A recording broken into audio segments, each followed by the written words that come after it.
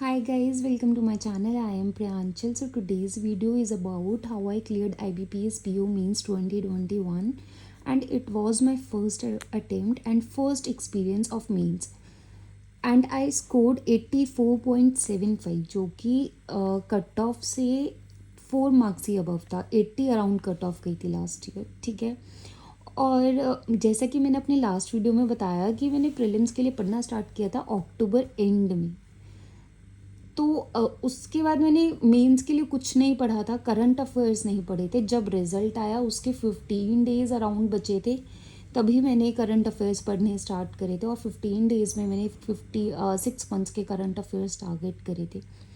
तो मैं आपको इस वीडियो में बताऊंगी कैसे मैंने क्या करा था, क्या मेरा एक्सपीरियंस था, कैसा मेंस का एग्ज़ाम आया था, क्या मिथ्स है मेंस को लेके, तो वो सब मैं बताने वाली हूँ. तो let start with the video. तो मैंने IBPS PO प्रीलिम्स का एग्ज़ाम दिया, दिसंबर में था आई थिंक. हाँ जी. तो जनवरी 5 अराउंड उसका रिज़ल्ट आया. रिज़ल्ट बहुत लेट आया था. तो जनवरी 5 अराउंड रिज़ल्ट आया. आई was not expecting my positive result. Reason being कि मैं 58 मार्क्स का ही अटेम्प्ट कर आई थी, और 58 ही मेरा 58 सम पॉइंट कुछ मेरा स्कोर आया था 2021 के एग्ज़ाम में. तो क्योंकि 2020 में last to last year cut off was like around 58, तो मुझे था कि 58 का ही मैं कर आई हूँ, आई डोंट थिंक मेरा होगा उसके बाद.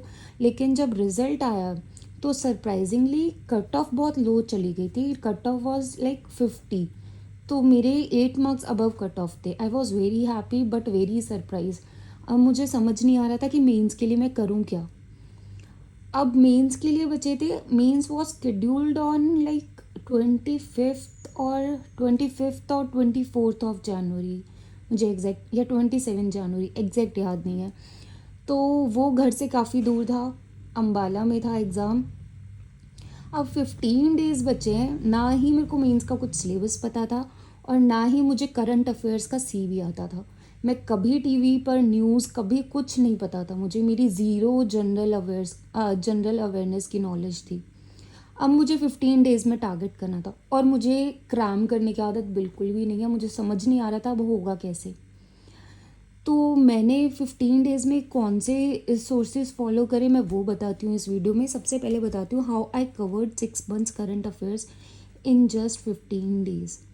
अब गाइस मैंने बहुत सारी पहले तो वीडियोस देखी कैसे मैं टारगेट करूं, बट मुझे कुछ समझ नहीं आ रहा था. उसके बाद मैंने एक चीज़ करनी स्टार्ट करी कि मैंने स्टडी आई क्यू की करंट अफेयर्स की बेस्ट 300 क्वेश्चंस की एक बुकलेट, एक PDF होती है, मैंने उसे पढ़ना स्टार्ट करा. तो उससे क्वेश्चन एंड आंसर्स वाली PDF होती है, बेस्ट 300 क्वेश्चंस होते हैं उसमें मंथली. तो मैंने वो पढ़ी. सबसे पहले मैंने दिसंबर पढ़ा, फिर नवंबर पढ़ा, फिर अक्टूबर पढ़ा. ऐसे पढ़ने मैंने स्टार्ट करी. इस तरीके से मैंने ये करा तब भी लेकिन मैं लिख लिख कर नोट्स बना रही थी और उसको समझ रही थी, क्रैम नहीं कर रही थी. तो मैंने ये स्टडी IQ के करने स्टार्ट करे क्वेश्चंस. 4 मंथ्स मैंने इसी से टारगेट करा. इसको टारगेट करके मैंने क्या करना स्टार्ट किया कि मैं वीडियो देख लेती थी यूट्यूब पर. क्विज़ेस में नहीं देती थी क्योंकि मुझे बहुत डीमोटिवेटिंग लग रहा था. तो मैं बस स्टडी IQ से पढ़ा बेस्ट 300 क्वेश्चंस, और वीडियो देख रही थी यूट्यूब पर. जो भी उस मंथली करंट अफेयर्स की वीडियो थी, कपिल सर की वीडियो थी यही, और स्टडी IQ की वीडियो थी, वही मैंने देखनी स्टार्ट करी. तो इस तरीके से मेरे 4 मंथ्स टारगेट हो गए 15 डेज़ में. उसके बाद 2 मंथ्स बचे थे. मुझे आज भी याद है कि मेरा मेंस का एग्ज़ाम था. मैं और मम्मा गए थे, होटल में स्टे कर रहे थे अम्बाला में. वहाँ पर 10 बजे अराउंड एग्ज़ाम था मेंस का. लेकिन मुझे बहुत नर्वसनेस हो रही थी कि मैंने 4 मंथ्स के करंट अफेयर्स करे, बाकी का कैसे होगा. तो मैंने सुबह 4-5 बजे उठ के अलार्म लगाया. 4-5 बजे सुबह मैं उठी हूँ, और स्टडी IQ की मैंने फिर से वीडियो देखी है, और स्टडी IQ की PDF को जल्दी जल्दी पढ़ा, और वीडियो देखी सुबह 4 बजे उठ के. और फिर मैं 10 बजे एग्ज़ाम देने गई थी. और एग्ज़ाम में क्या हुआ कि जो करंट अफेयर्स आए हुए थे वो पर्टिकुलरली 1 मंथ के आए हुए थे. 6 मंथ्स में से, मतलब 40 क्वेश्चंस होते हैं ना अराउंड, तो 1 मंथ के क्वेश्चंस थे उसमें. I don't remember exactly, like November या अक्टूबर, उसी मंथ के अराउंड 20-25 क्वेश्चंस उसी एक मंथ में से आए हुए थे। इस तरीके से एग्ज़ाम में आया हुआ था। तो घर आके बड़ा रिग्रेट हो रहा था कि उसी मंथ को अच्छे से डिटेल में पढ़ लेते तो अच्छा स्कोर हो जाता। और मेरा जो इसमें स्कोर आया था दैट वाज 15 मार्क्स। और लास्ट ईयर अगर आप लोग रिव्यू देखोगे तो बहुत हार्ड एग्ज़ाम आया हुआ था, बहुत ज़्यादा जनरल अवेयरनेस का हार्ड था। कट ऑफ भी बहुत लो गई थी, 2 और 3 मार्क्स अराउंड गई थी, और बच्चों ने बहुत कम किया था। लेकिन जब मैं कर तो आई थी 20 मार्क्स अराउंड, लेकिन जब मैंने बाहर आके देखा कि बच्चे तो 10-10, 12-12 करके आए हुए हैं, तो मुझे बड़ी खुशी मिली कि अच्छा इतना सा पढ़ के मैंने इतना अच्छा कर लिया। फिर मैंने आंसर्स भी चेक करे, मुझे पता चल गया था कि 2-3 मैंने गलत करे हैं और 15 मार्क्स का मेरा ठीक हो गया था। तो इस तरीके से मैंने ये सॉल्व करा, जनरल अवेयरनेस अपना टारगेट किया था लास्ट 15 डेज़ में। अब नेक्स्ट बात करते हैं अरिथमेटिक एंड क्वांट्स। तो अरिथमेटिक के लिए मैं सीरियसली, मेरा नॉन मैथ्स बैकग्राउंड है। मैंने प्रीलिम्स क्लियर करा था स्पीड मैथ्स के बेसिस पे और डीआईज के बेसिस पे। ये दो मैंने चैप्टर्स बहुत स्ट्रॉन्ग कर लिए थे कि इनमें से तो एक भी नंबर कटे ना। फिर नेक्स्ट मैंने अरिथमेटिक के बहुत बेसिक चैप्टर्स जो है ना, एवरेज हो गया, mixture and allegation, profit and loss, ये सारे चैप्टर्स करे थे, बेसिक चैप्टर्स। पूरे चैप्टर्स 10-15 चैप्टर मैंने टारगेट नहीं करे थे। देन अरिथमेटिक तो मेरा मेंस तक भी था ही नहीं, क्योंकि मैंने ये सारे टारगेट अपना बना लिया था कि मेरे को करंट अफेयर्स करने हैं।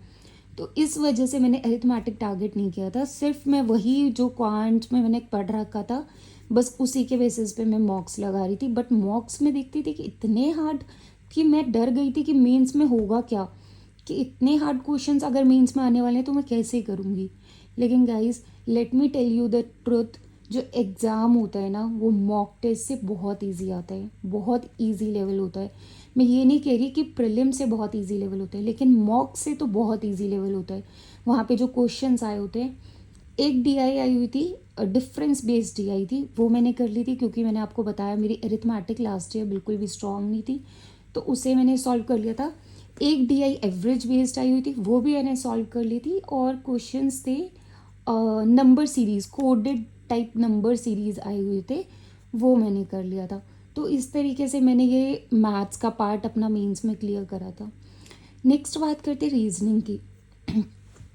रीजनिंग में गाइस पजल्स आई हुई थी। मैंने क्या किया था, ये 15 डेज़ की प्रिपरेशन में मैंने अपना क्रिटिकल रीजनिंग स्ट्रॉन्ग किया था और मशीन इनपुट आउटपुट मैंने स्ट्रॉन्ग किया था। ये तो दो टॉपिक्स मैंने स्ट्रॉन्ग कर लिए थे। मशीन इनपुट आउटपुट के गाइस जो क्वेश्चंस आते हैं ना मीन्स में, वो 2-2 मार्क्स के क्वेश्चंस आ जाते हैं कई बार, तो उनसे आप इजीली 10 मार्क्स निकाल सकते हो अगर आप वो टॉपिक अपना स्ट्रॉन्ग कर लो तो। देन क्रिटिकल रीजनिंग से क्वेश्चन ज़रूर आते हैं और वो भी 2-2 मार्क्स के होते हैं, तो अराउंड 10 वहाँ से आप स्कोर कर सकते हो। तो इस तरीके से मैंने रीजनिंग में एक अच्छा खासा स्कोर बना लिया था। मिसलेनियस के लिए कोडेड डायरेक्शन बेस्ड आया हुआ था वहाँ पे, और coded blood relation type question आया हुआ था। तो वो सारे क्वेश्चंस मैं अटेम्प्ट कर गई थी। रीजनिंग में मेरा अच्छा स्कोर था, तो इस तरीके से मैंने रीजनिंग टारगेट किया था। प्रीलिम्स में भी रीजनिंग की वजह से मेरा क्लियर होता है और मेंस भी मेरा रीजनिंग की वजह से ही क्लियर हुआ था। नेक्स्ट बात करते हैं इंग्लिश की। अच्छा, कल मैं एक वीडियो देख रही थी यूट्यूब पर, अंकुश लांबा सर का स्कोर कार्ड देख रही थी। वैसे मैं वीडियोस देखती नहीं हूँ ज़्यादा किसी की भी, अंकुश लांबा सर की बात नहीं कर रही पर्टिकुलरली। तो इंग्लिश के लिए अंकुश लांबा सर ने, क्योंकि मेरे कमेंट में आया हुआ था अरे अंकुश लांबा सर भी इतने मार्क्स का करके आए हैं ये वो, तो मैंने सोचा चलो देख लेती हूँ उनका स्कोर कार्ड क्या है। तो मैंने देखा। अच्छा, मैं उनसे compete नहीं कर रही, मैं जस्ट देखना चाह रही थी कि उनका स्कोर क्या है। तो इंग्लिश में उनका स्कोर अराउंड 15 था, ठीक है। तो मैंने देखा वो मैंने ये वीडियो शायद कल 5 बजे अराउंड डाली थी और अंकुश लांबा सर ने अराउंड 8 PM वीडियो डाली थी स्कोर कार्ड की, हाँ जी। तो मैंने देखा कि अंकुश लांबा सर भी सेम वही बात बोल रहे हैं जो मैं आपको बार बार बोलती हूँ अपनी वीडियोस में, कि इंग्लिश के लिए सिर्फ आप रीडिंग करो, और रीडिंग भी आप ना ही हिंदू से, द हिंदू से, और ना ही एडिटोरियल्स पढ़ने बैठ जाओ, ना ही नॉवेल्स पढ़ो। आप सिंपल रीडिंग कॉम्प्रीहेंशन की रीडिंग करो। अंकुश लांबा सर ने भी यही बात बोली कि अगर आप एक ही गलती कर रहे हो इंग्लिश में बार बार कि आप वोकैब्स पढ़ रहे हो, आप ग्रामर रूल्स पढ़ रहे हो, तो आप वो सबसे बड़ी गलती कर रहे हो, क्योंकि इनके बेसिस पे सिर्फ 10% बच्चे ही हैं जो एग्ज़ाम निकालते हैं।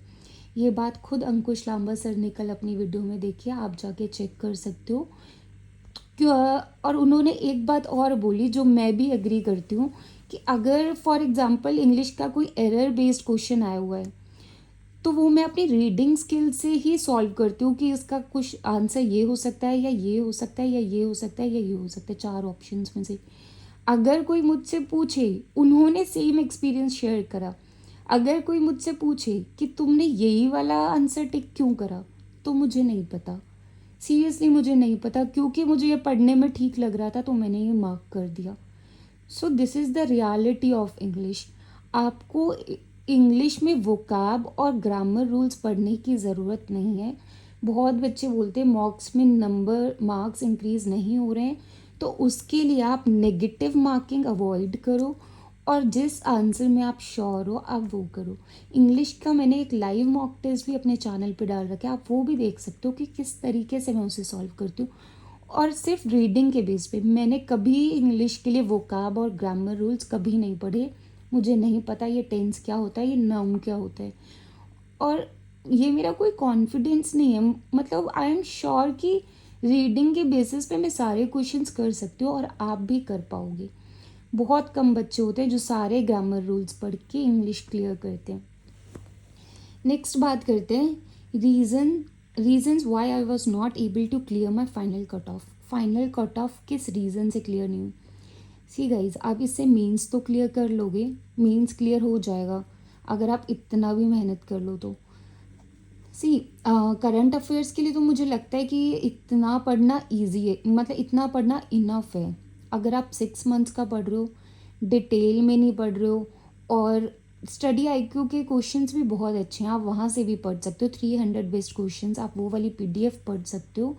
इसी तरीके से मैंने 15 मार्क्स स्कोर करे थे अपने जीके में लास्ट ईयर, तो आप वहाँ से पढ़ सकते हो। अगर आपका अभी तक नहीं हुआ है, कुछ ना होने से अच्छा कुछ होना ही है, समझ रहे हो? अगर आपने बिल्कुल भी अभी नहीं करंट अफेयर स्टार्ट करे, नहीं समझ आ रहा कहाँ से करना है, तो स्टडी आईक्यू के 300 बेस्ट क्वेश्चंस की पीडीएफ ले लो, उसको पढ़ लो, वहाँ से आपका कवर हो जाएगा। टेलीग्राम पर आपको फ्री में ये अवेलेबल हो जाएंगे, ठीक है? अगर इसका लिंक चाहिए तो आप कमेंट सेक्शन में बताना, मैं आपको लिंक बता दूँगी, लिंक ड्रॉप कर दूँगी। तो क्यों नहीं मेरा फाइनल कट ऑफ में हो पाया था? सी आई टोल्ड यू कि मेरा जो स्कोर था वो सिर्फ 4 मार्क्स अबव कट ऑफ था। कट ऑफ से मार्क्स ज़्यादा, एटलीस्ट 10-15 मार्क्स ज़्यादा आपको स्कोर करने चाहिए, तो तभी आपका फाइनल कट ऑफ में क्लियर हो पाएगा। कट ऑफ क्लियर करना इतना इजी नहीं होता, final cut of. May be this year I will crack it, let's see.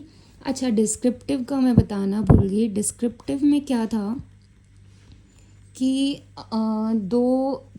मैंने डिस्क्रिप्टिव कभी प्रैक्टिस नहीं किया था, टू बी वेरी ऑनेस्ट। ना ही मेरे पास लैपटॉप है, ना ही मेरे पास कंप्यूटर है, और ना ही मेरी टाइपिंग स्पीड अच्छी है। तो कॉलेज में लेकिन आंसर राइटिंग बहुत अच्छी थी, और बचपन से इंग्लिश बैकग्राउंड रहा है।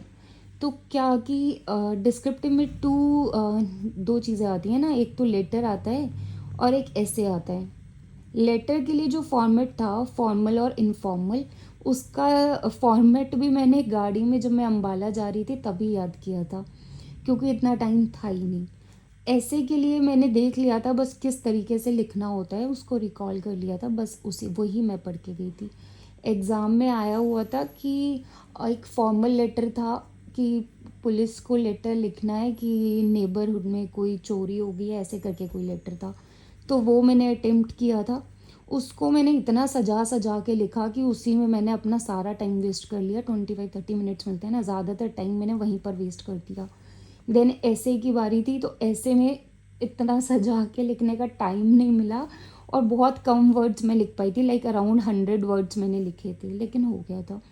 तो इस तरीके से मैंने डिस्क्रिप्टिव करा था। अगर आप लोग इस साल मेंस को टारगेट कर रहे हो, तो एक मिस्टेक मैं बताना चाहूँगी जो मैंने करी थी, आप मत करना, कि सारा टाइम आप अपना करंट अफेयर्स को मत देना। Current affairs is very very vast. Current affairs आप पढ़ने बैठोगे, बहुत सारे टॉपिक्स हैं, पूरा पढ़ोगे, सब कुछ पढ़ोगे तो भी 100% टारगेट कभी नहीं कर सकते। तो बेटर यही होगा, आप छोटी छोटी कोई पीडीएफ लेके, वीडियो लेकर पढ़ लो। उसके बाद आप अपने और सब्जेक्ट्स को स्ट्रॉन्ग करो। जो स्ट्रॉन्गेस्ट है आपका, प्रीलिम्स में आपको पता चल गया होगा कौन सा स्ट्रॉन्गेस्ट सब्जेक्ट है। उस सब्जेक्ट को जितना हो सके उसकी प्रैक्टिस करो, उसके सेक्शनल मार्क्स लगाओ। क्योंकि मार्क्स तो देखो, एट द एंड आपको मार्क्स चाहिए, वो आप करंट अफेयर्स से लो। करंट अफेयर्स आप इतने कर लो कि 15-20 मार्क्स आ जाए। उतने में अगर आप इतना भी करोगे वो इसमें भी आ जाएंगे। आप बाकी के चैप्टर्स अगर स्ट्रॉन्ग करोगे, जो आपका स्ट्रॉन्गेस्ट चैप्टर है, जैसे कि मेरा रीजनिंग है, उसके मैं सेक्शनल मार्क्स लगाऊंगी ज़्यादा से ज़्यादा, तो मेरा रीजनिंग में स्कोर अच्छा खासा हो पाएगा और फिर मेरा स्कोर अच्छा हो जाएगा, ठीक है। तो इस तरीके से आप मेंस के लिए पढ़ना। जो गलतियाँ मैंने लास्ट ईयर करी वो आप मत करना। And I hope you like this video. If you like this video and if you want me to make any video, then please comment down on this, comment on below this video, and I will definitely make a video for that. And thank you so much. I hope you like this video. If you like this video, then please do like, subscribe and share to my channel. Thank you so much. Bye bye.